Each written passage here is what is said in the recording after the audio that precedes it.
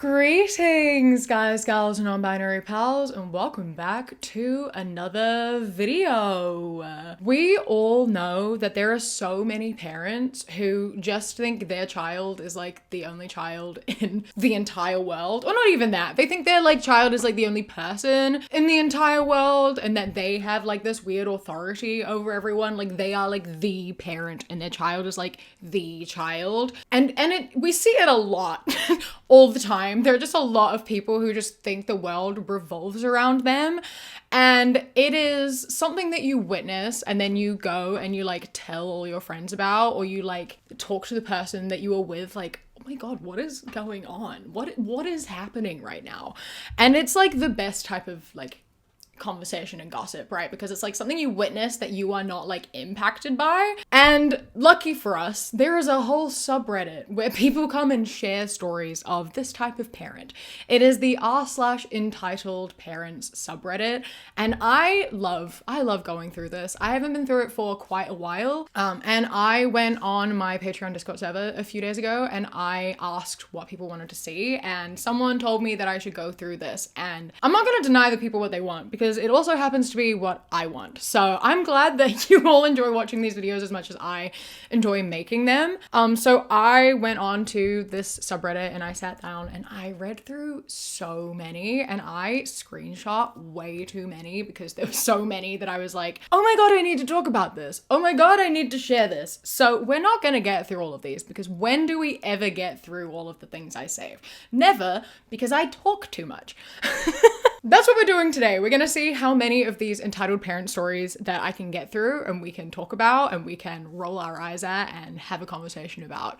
So yeah, if you enjoy this video, please do not forget to leave a like, comment down below your thoughts on these entitled parents or any entitled parent experiences that you have witnessed or been a part of in your life. And also please do not forget to hit subscribe. It really does mean a lot. It is the best way to help support me and this channel. And I am so close to 500k, and I would so love to hit it.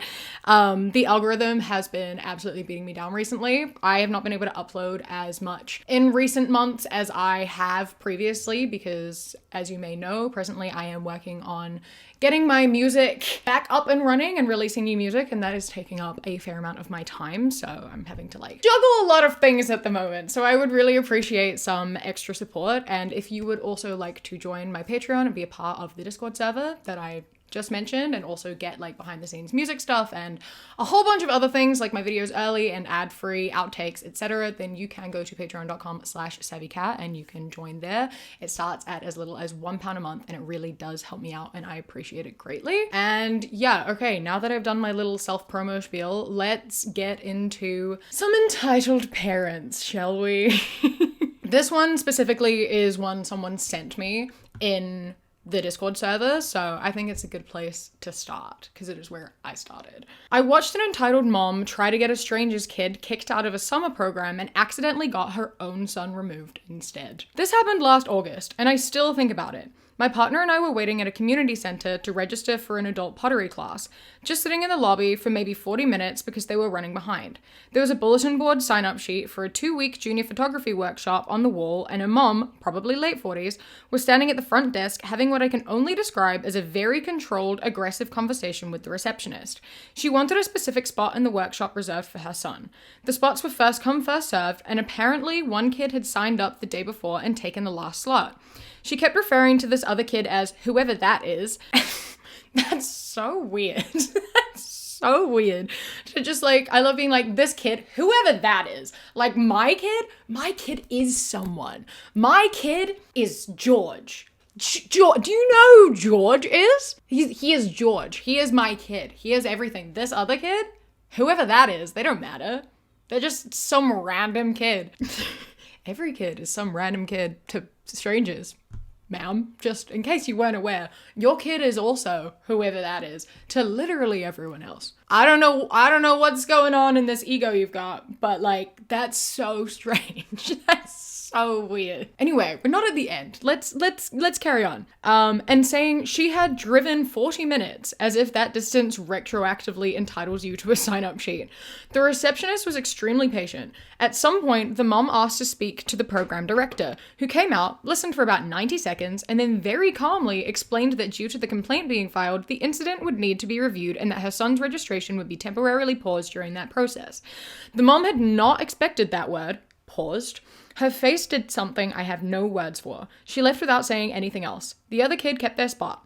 I signed up for the pottery, and I've been thinking about the word paused ever since, and how sometimes the universe just handles things. Firstly, it's so funny that she's like, I drove 40 minutes to get here. That's not even that long.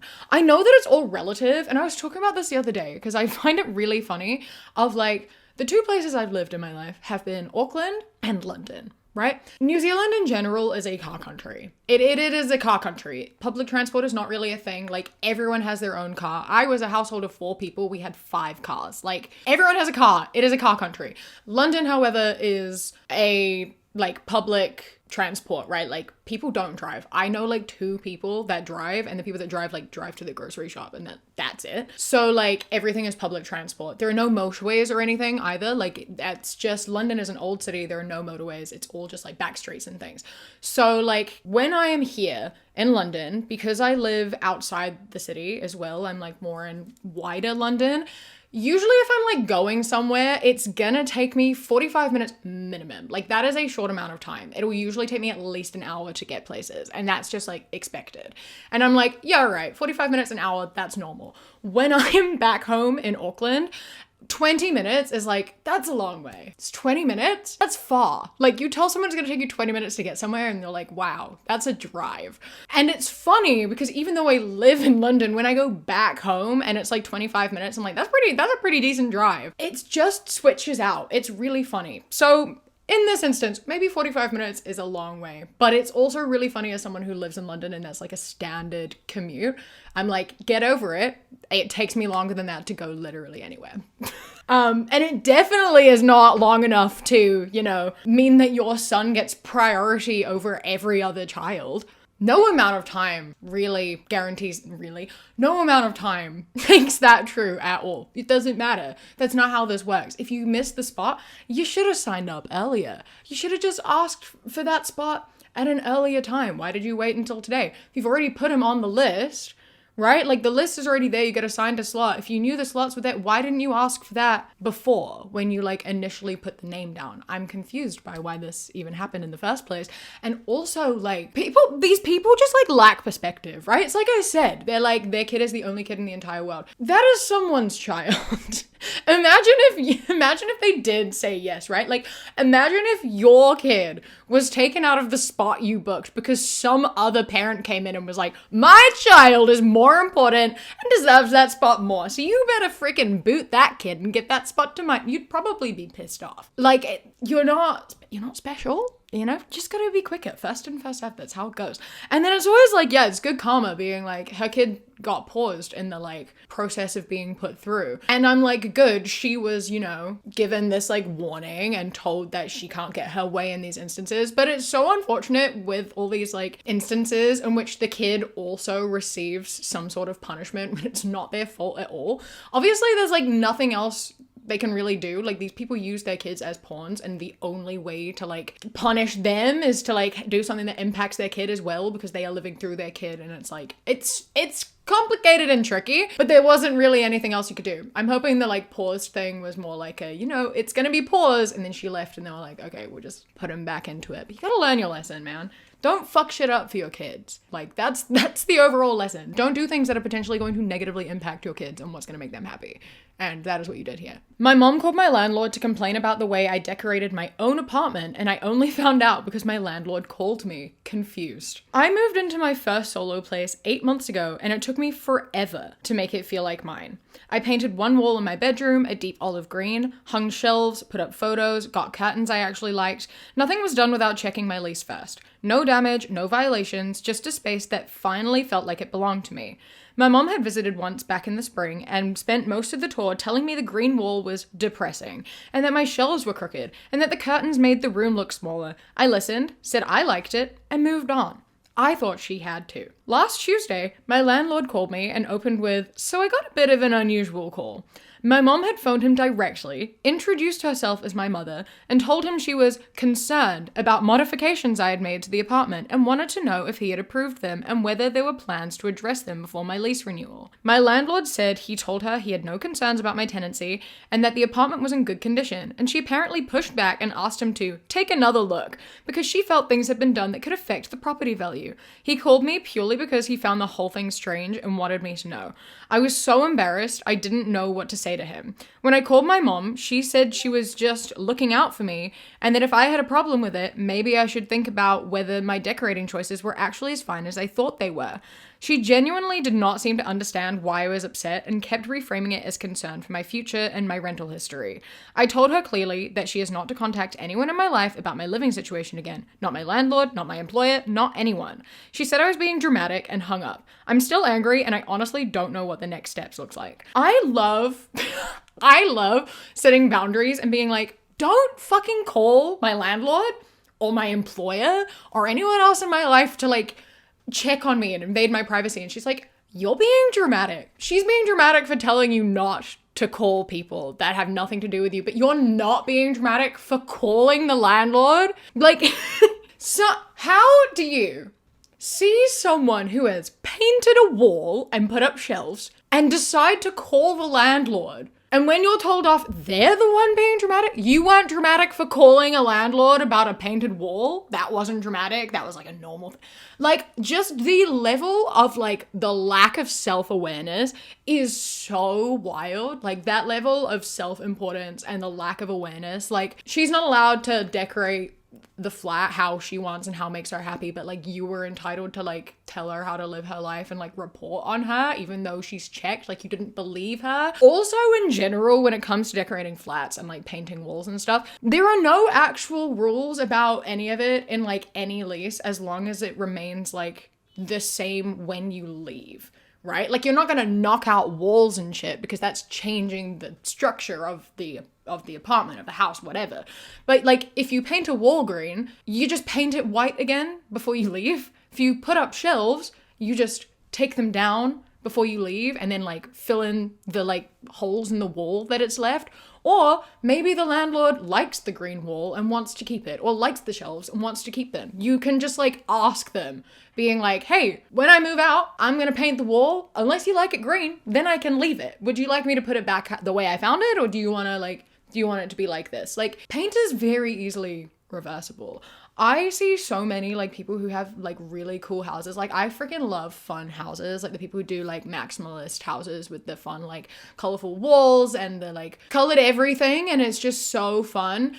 And then I find out a lot of them are in rented properties and they make their houses look incredible and then they have to paint over all of it in white to move and do it again. And I'm like, I could never do that. I have so much respect for it, but it would break my heart having to paint over a cool way I've like decorated my flat. I just put posters up and like bookshelves, but like, do what you want, man. It's not your business. Like, what do these people think is gonna happen? I just don't understand. Also, if it makes your daughter happy, why does it matter if you like it or not? You're not living there. It's not your bedroom. Oh, I don't like the green wall, so I'm gonna tell on you. It's not your fucking room, man. Doesn't matter. Go away. If you don't like it, fuck off. My boyfriend's mom showed up to my apartment to inspect it before deciding if he's allowed to move in with me. So my boyfriend Jake and I have been together for almost 2 years, and we recently decided he's going to move into my apartment. My apartment that I pay for, that I have lived in alone for 3 years. Jake is 26 years old. I found out last Thursday when my neighbor texted me saying there was a woman in the hallway taking pictures of the building entrance and asking other tenants questions about noise levels and what kind of people live here. I came home on my lunch break and she was literally standing in my hallway with a notepad. His mom introduced herself very warmly, said Jake had mentioned the move and she just wanted to see where her son would be living before things got too far along. She asked if she could come inside to check the layout. I said no.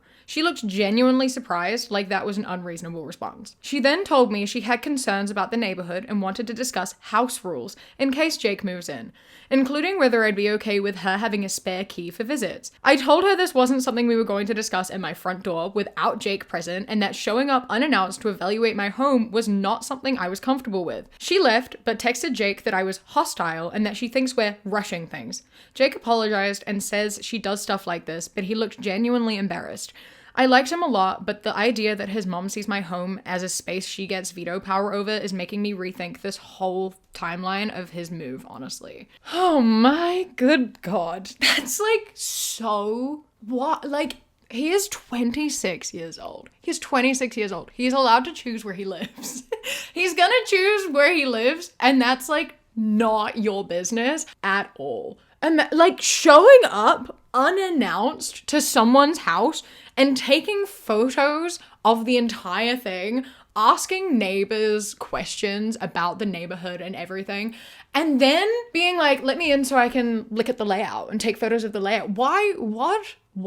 Why? At least I understand to a degree wanting to know the area, right? Like you want to make sure that your son is safe and living in like a good area or whatever. Like I think it's weird, especially since you just show up and like start taking photos and like talking to people. I don't think you should do that, but I at least have some sort of understanding of where she was coming from for that. Being like, I need to be let in to look at the layout of the house. I need to look at the layout of it so I know what he's moving into. That's got nothing, that like literally has no impact on anything at all. Why do you need to know the layout of the place your child is gonna live? How does that, what? That doesn't make sense. That doesn't make any sense at all. And then even less sense being like, also, can I have a spare key? Fuck no. Why? Why do you want a spare key? That's so weird. That's like so weird. Your kids can have spare keys to your house. Yes, they should. Your kids should have a key to your house.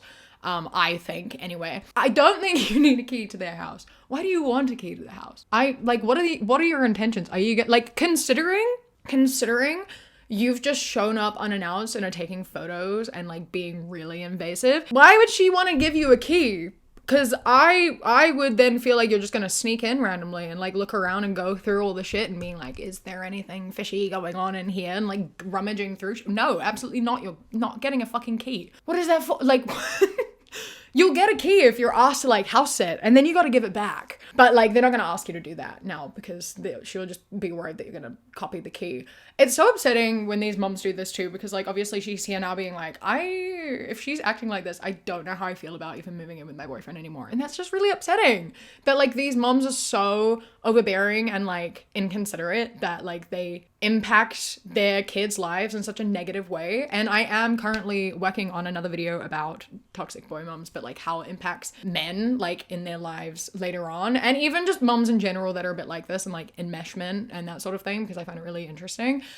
So if you want to stick around and see a video that I make specifically about like enmeshment and like moms like this with their kids in adulthood, please hit subscribe and I will be getting that to you very soon because it's almost done. She's impacting her son's happiness, and like it's that frustrating thing of him being like, yeah, I'm so sorry, she's just like this. Like it's so disheartening because like I understand, I get that, I feel you. But it's also like obviously that sentiment alone is something that makes her like weary, because it's just dismissive of the behavior, being like, she's doing it now, she's gonna do it again.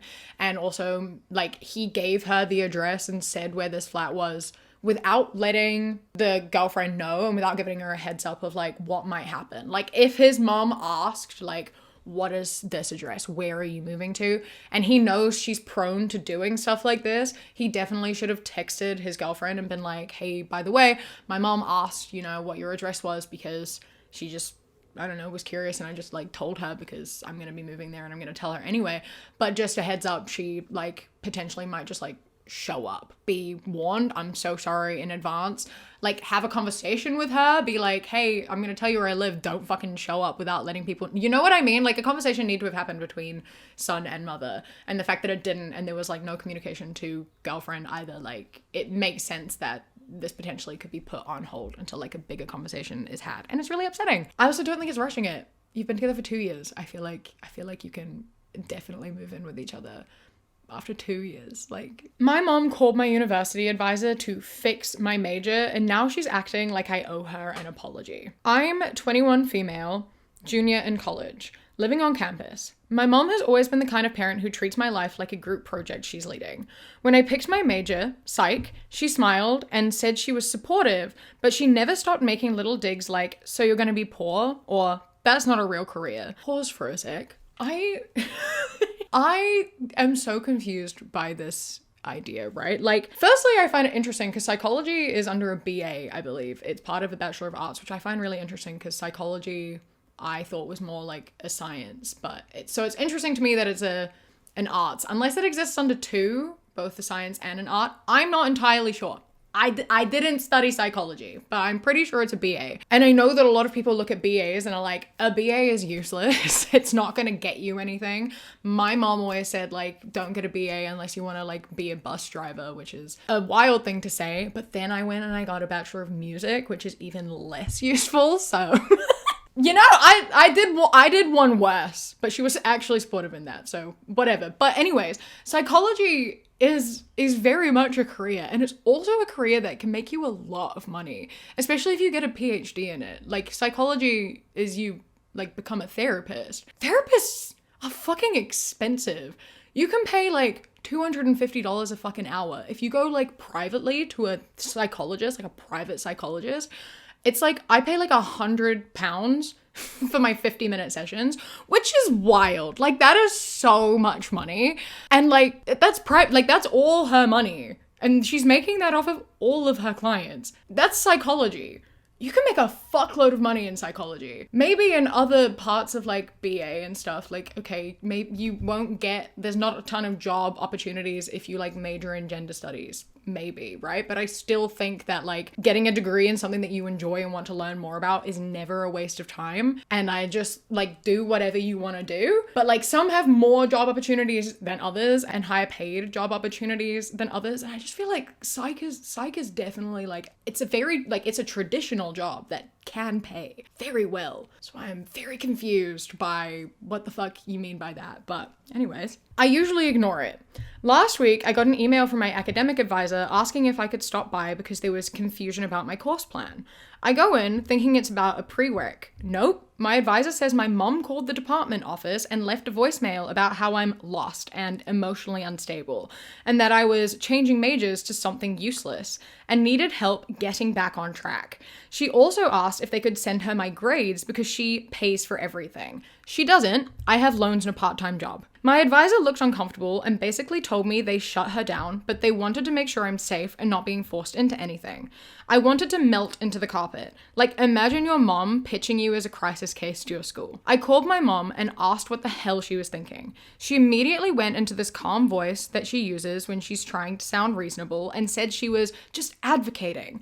Then she admitted she also emailed one of my professors to ask why I got a B on a paper because she knows I'm smarter than that. I told her she's crossed a massive line and I'm an adult. She started crying and said I'm ungrateful and that she's the only person who actually cares about my future. She then tried to flip it on me, saying my advisor probably thinks she's a bad mother now and I should call them to clarify that she meant well. When I said no, she got sharp and said if I keep pushing her away, don't come crying when I fail out. I haven't slept right since. Part of me feels guilty because she's convinced she's helping, but I also feel like she's trying to take control of my life by embarrassing me into compliance. Am I wrong for telling her she's on an info diet from now on? You're definitely not wrong for telling her she's on an info diet right now. I've never heard that phrase before, but I'm fucking obsessed with it, and I am adopting it into my own vocabulary from now on, so be prepared to hear me say that. I am going to just start saying you need to put her on an info diet because that's fucking fantastic. But I think that's absolutely the right call here. Like, the fact that the way she must have found out that, like, B was gotten on a paper would have been because she shared with her mom, right? Being like, oh, I got this grade, unless her mom has, like, access to all of her grades, which she definitely shouldn't do. So, like, finding out that you share information with your mother and then she immediately goes and, like, invades your life and, like, interferes and starts emailing your professors, like, I wouldn't tell her anything either. What the fuck? You can't you can't do that. It's not your life. It's not your life. And also, this whole thing of being like, I'm the only one who cares about your future. You've got to like study something that is going to guarantee you a good, well-paying job. That's not what everything is about, right? Like, that's not what it's all about. You should want to, like, you should enjoy your life. It's not all about how much money you earn. Like, hypothetically speaking, she's studying psych, this is what her degree is in, and she's gonna go into a job where maybe she doesn't make an incredible income, but it's something that she enjoys doing. It's something that she loves and is passionate about, and she like knows about and cares about, and that is so important. And I find it so frustrating how many of these like parents seem to think they're doing what's best for their kids by like guiding them off a path of what they want and onto a path of what they think they need. But sometimes what you want and what you need are like the same. You should want happiness for your child as well as success. And I think that like so many of these parents and so many people think that like the only way to happiness is by like making a lot of money. And like, sure, having a lot of money does help, right? Like, a lot of problems in your life are solved if you have a lot of money. However, if you have a lot of money and like no fulfillment, it doesn't balance out, right? Like, a lot of people prioritize being like comfortable and happy over like wealthy and unfulfilled, you know? Like, if you can like live a life where you were just like comfortable and you were doing something you love, that is so much more valuable than doing something you hate and just like, right? Like, that money doesn't fill the hole of like longing. Yeah, you can have, you know, a good balance is better than having like all of one and none of the other, right? That's what I'm trying to say. And so like, by being like, I'm the only one who cares about your future because I'm the only one who is trying to get you off the path of doing something that you want to do and that you love and you care about, and instead put you on a path of what I think is best, that is showing that you don't care about her future. You care about what you want. That's your future. You're just like living through your child. Don't fucking do that. You can't, no. Fuck off. It's horrible. And I like this woman like clearly wants to like share with her mother and is now like in a position where she has to push her mom away because she's crossing so many lines, going to the university and like lying to try to make her seem emotionally unstable in order to like manipulate her. Also, like, as she said, she's an adult. Like, she is 21. Why do you think that you can go to her academic advisors and be like, she's mentally unwell and like she needs to do all of these other things and I am her advocate, I am speaking for her, she's like doing all of this stuff because she like doesn't know what she's doing? What the fuck? She's an adult. They're gonna talk to her first, obviously. They're not just gonna like change her major on your behalf or like listen to everything you're saying at face value. They have to speak to her because she's 21 fucking years old, right? She can advocate for herself. And if she is unable to advocate for herself, she would put forwards an advocate. She doesn't have to because she's fucking fine. And you are the one who needs to chill the fuck out. The parents at my daycare pulled something so unhinged, I still can't believe it happened in front of everyone. I work at a small private daycare and we have this one kid, let's call him Brody. He's 4 years old and honestly one of the sweetest kids in my group. His parents though are a whole different story and I've been biting my tongue for months. But last week they finally did something so completely over the line that I have to talk about it somewhere. Brody's mom, entitled parent mom, has always been the type to hover. She would show up 20 minutes before pickup and just stand outside the glass door watching us, which is fine technically, but she'd also send 4 or 5 messages a day asking if Brody ate his snack, if he napped, if anyone touched him wrong, if we washed his specific cup the specific way she showed us. Why is a mother texting the daycare workers? I'm really baffled by that. That's such a weird thing to be doing. Like, I understand having their phone numbers for emergencies, I suppose, but like, it's really strange to be like texting them 5 times a day. If you need to monitor them constantly full time, I feel like that's when you have to be like a stay-home parent. Like, you have to trust these people. You're putting your child into their care. You have to like trust them and not question and like condescend them constantly. It's part of just like letting your kid out into the world. I understand being concerned, but like, you cannot just message like your kids like, what happens when they go to school? Are you gonna be like texting their teachers? You're not gonna have their phone numbers. Normal concern taken to a completely different level. But her husband, entitled parent dad, is somehow worse. 2 weeks ago, we had a little spring showcase. Just kids singing a few songs and doing a craft with the parents. Nothing big. Every single kid got a small ribbon just for participating. Same ribbon, same color, just a little keepsake. After it was over, entitled dad walked straight up to our director and said loudly in front of like 8 other families that Brody should have gotten a different ribbon because he was clearly the most engaged and the other kids were just standing there. The director explained that it was just a participation token for every child, and entitled dad actually said, "So you're telling me my son gets the same thing as the kid who picked his nose the whole time?" Out loud, in front of everyone, including the mom of the nose-picking kid who was standing literally 2 feet away. That mom looked like she wanted to dissolve into the floor, and I felt so bad for her. Pause for a sec. This sounds like something that would happen in like Modern Family. You know what I mean? Like this is something that happens on TV. So it's like based in like, you know, this shit happens in real life. You also kind of like forget that it's something that exists outside of like dramatized television.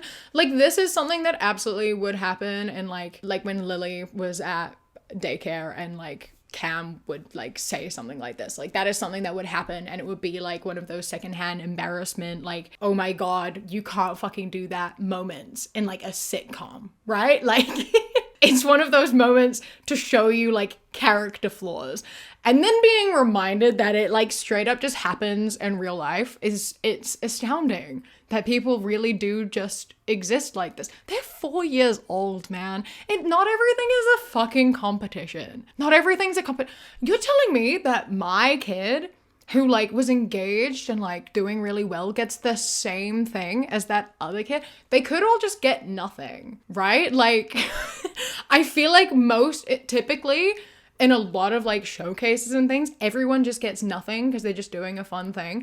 But they're like giving out awards to everyone to like boost their confidence and be like, good job, I'm happy. Like, thank you for participating. You did really well today. It's not a competition. Not everything is a competition, right? Give it a rest. Entitled mom then jumped in and said the showcase was poorly organized and that Brody had been practicing his song at home for 2 weeks and deserved recognition beyond what the other kids who clearly didn't prepare got. The director stayed calm, but I could see it in her face. After they left, 3 other parents came up to her just to apologize on their behalf, which honestly says everything. I don't know how much longer I can watch this without saying something to someone, because Brody is going to grow up thinking this is how the world works, and that genuinely worries me more than anything his parents do to us. Yeah, I like afterwards, obviously these parents ripped into the director as though the director was like to blame for anything. No one was to blame for anything. They're 4 years old and they did a show. And then they all got ribbons. Like that's like the end of story. Everyone should be happy. We shouldn't be judging 4-year-olds and being like, that 4-year-old didn't try hard enough. That 4-year-old was picking her nose and like didn't practice enough. They're 4 fucking years old. The fact that then afterwards, 3 parents had to be like, you did great. Please ignore them. You did fantastic. Like, you did nothing wrong. I'm glad that people went and gave that validation, because me personally, even knowing that those parents were being fucking ridiculous and like not okay, and like giving out the participation ribbons was the right thing to do, and like none of the kids did a bad job because they're 4 years old and that wasn't the point. I hate being yelled at. I hate confrontation, and I would have probably been trying really hard not to cry, and then maybe would have cried a little bit once they left and once people were like being like, it's okay. So I'm glad that the validation was given, because when you're getting yelled at, it can be really hard to like continue to feel like confident in yourself even when you know you're right. And yeah, valid of being worried about the parents, because if you are a kid with parents like this who just think you deserve the world and are like better than everyone else, it's not going to be good for you going forwards in the world. Like, you cannot move through life like with that level of entitlement. These entitled parents who are entitled in this type of way raise entitled children. We don't need people out here thinking that they are better than everyone else. And like, it'll be really sad to watch this kid who clearly is like seemingly very lovely at like some point start thinking that he is like superior because his parents act like he is. It's like, not to mention Bluey in every single parent video that I make, but there's this one episode where Bluey and Bingo's cousin Muffin Her dad says that she is the most special girl in the world. She is the most special kid in the world. So then she starts acting like it. She acts like she is better. Her cousins, when she goes to visit, and she's like, I don't have to play by the rules. I can do what I want. We're playing library. I get all the books. I'm taking all of them. I don't have to return them. I'm doing what I want because I am the most special kid in the world because my dad told me so. And then, like, it ends with him having to be like, you're not the most special kid in the whole world. You just are to me. And she's like, oh, okay, I'll play fair, I guess. We're actually all equal. So it kind of gives that show of being like, yeah, if you, like, tell your kid they are the best in the entire world and that, like, they're gonna run with that, right? Hey! You know how I said you're the most special kid in the world? Yes? Well, you're not. Oh. I mean, you are to me and your mum. We love you more than anything. But you're probably not special to everyone else. Oh, okay. Louie, guess what? What?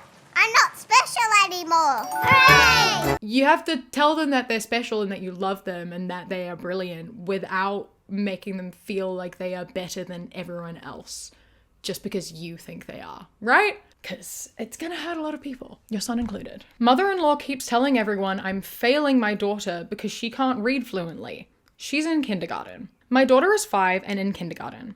Her teacher says she's right on track, doing great with the letter sounds and starting to blend simple words together. We also practice phonics at home most evenings using reading.com, and she actually enjoys it, which honestly feels like a win by itself. My mother-in-law has this neighbor whose grandkid apparently could read full sentences by age 4. She brings this up constantly.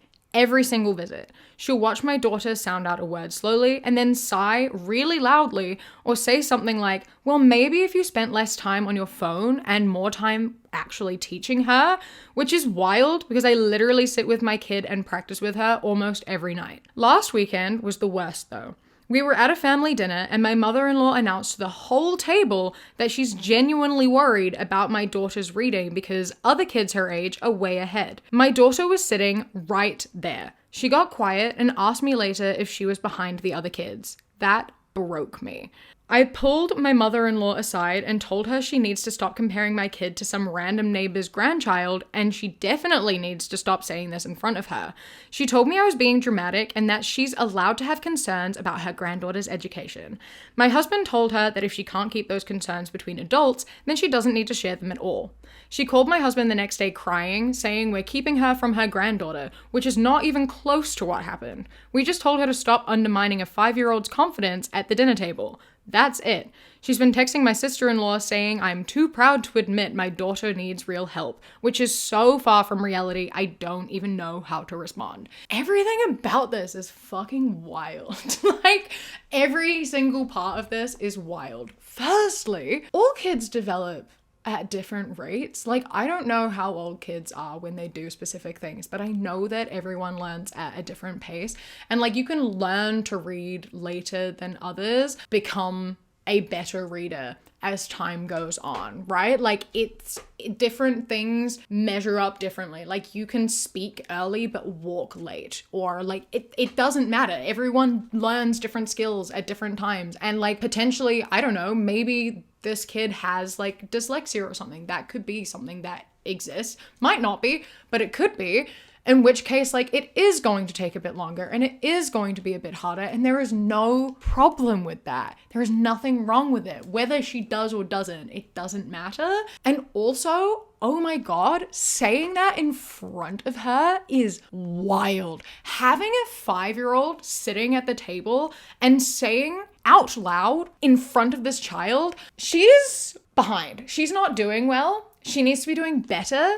You're doing a bad job as a parent, and I'm worried about her because she's not reading when she should be. Like, oh my God, what the fuck? Why are you shaming this poor child? She's trying her fucking best. You can't hurry these things along. Sometimes it's just difficult and it's hard. Reading is fucking hard. Like, you can't rush it. It's one of those skills though that like once you get, like, you get it, She's just working on it. It just takes some people a bit longer. How dare you fucking say that in front of her? I also find it so interesting that she is specifically only mentioning neighbor's grandchild and not her own children. She at least has a son and a daughter. This woman's husband and her sister-in-law. So this woman has at least 2 kids. She hasn't mentioned them. If you're gonna be like, my granddaughter should be reading by age 5 because this kid I've never even met could read by age 4. What about your own kids? How old were they when they could read? Why aren't you mentioning them? Were they also 5? Were they 6? Were they at the same level? Like, do you not remember? Like, if you're gonna make comparisons, you've got to make comparisons with people you actually know. You also cannot use just one kid as an example. If the childcare professionals are saying that she's okay, she's okay. You don't get to measure that. That's not on you. Why do you think you're better?